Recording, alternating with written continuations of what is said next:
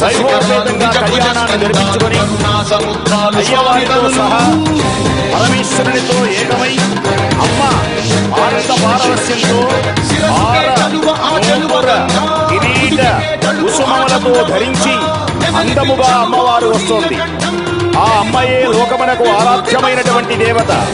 ఆ అమ్మను ఆరాధించిన, ఆమెను చూచిన, ఆమె యొక్క దివ్యమైనటువంటి నామాన్ని పలికిన, రెండు చేతులతో మనసార నమస్కారం చేసుకున్న మానవ జన్మలన్నీ తరిస్తాయి. సకల శుభములు కల్పించి శివశక్త్యాయుక్తో యది భవతి శక్త ప్రభవితుం.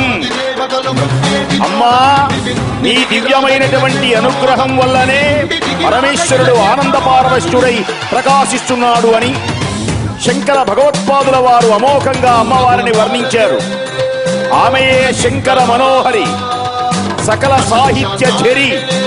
ఆమెయే శంకర మనోహరి, అఖిల సాహిత్య ఝరి, అనురాగ లహరి. ఆమెయే పరాశక్తి, ఆమెయే దివ్యశక్తి, ఆమెయే ఇచ్ఛాశక్తి, క్రియాశక్తి, జ్ఞానశక్తి, అనంతమైనటువంటి పరాని పేరు కలిగినటువంటి అమోఘమైనటువంటి శక్తిగా ఈ లోకంలో ప్రసరించినటువంటి అమ్మ.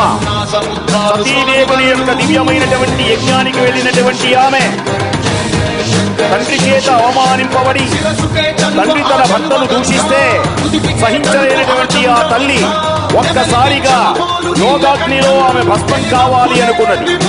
వెంటనే పరమేశ్వరుడు వీరభద్రుని సృష్టించి దక్షుని యొక్క తలను నరికివేసినటువంటి సన్నివేశమది. భయంకరమైనటువంటి సన్నివేశమది, ఆవేశపూరితమైనటువంటి సన్నివేశమది, ఆనంద సన్నివేశము కాదది. ఈశ్వరునికి ఆగ్రహమును కలిగించినటువంటి సన్నివేశం, శివ దూషణ చేసినటువంటి సన్నివేశం. ఎవడైతే శివ దూషణను చేస్తాడో, ఎవరైతే శివనామాన్ని దోషంగా పలుకుతాడో, ఎవరైతే శివుని అసహ్యంగా పలుకుతారో వారి నాలుకను చీల్చాలి అని అమ్మవారు ఆ సమయంలో చెప్పింది. శివదూషణ చెయ్యరాదు, శివనామాన్నే అందరూ పలకాలి. శివం అంటేనే శుభం, శివం అంటే ఆనందం, శివం అంటే మోక్షం. అందుచేతనే అమ్మ యోగాగ్నిలో భస్మం కాగానే పరమేశ్వరుడు విలయ తాండవం చేసి తన భార్య సతీదేవి భయంకరమైనటువంటి రూపంలో ఉన్నది అని భావించి హఠాత్తుగా మహానుభావుడు నగ్నమవుతున్నటువంటి అమ్మను గబగబ ఇచ్చేసి తన భుజముల మీద నిడుకొని గంగున దేశాలన్నీ తిరగడం మొదలుపెట్టాడు జటాజూటుడు. జటాజూట గంగాధరుడు లోకములన్నీ తిరగడం మొదలుపెట్టాడు ఆమెను.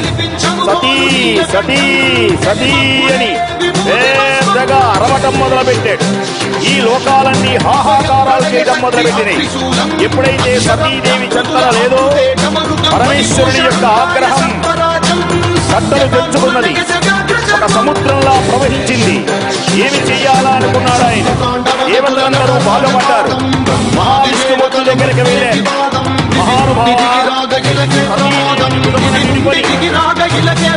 సతీదేవిని భుజమున నిడుకొని పరమేశ్వరుడు భయంకరమైనటువంటి రూపంలో లోకాలన్నీ తిరుగుతున్నాడు. సతీ సతీ సతీ అని నీవే కాపాడాలి, ఏ నారాయణ, ఏ లక్ష్మీ వల్లభ, ఏ దామోదర, ఏ పద్మనాభ, నీవే ఈ సమయంలో రక్షించాలి అని